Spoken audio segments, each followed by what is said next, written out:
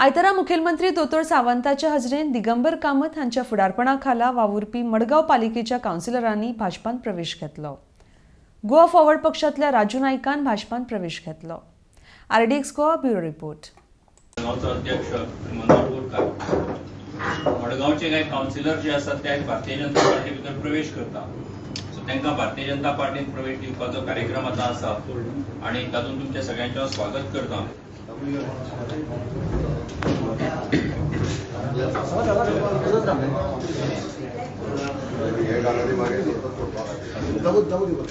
दामोदर बरो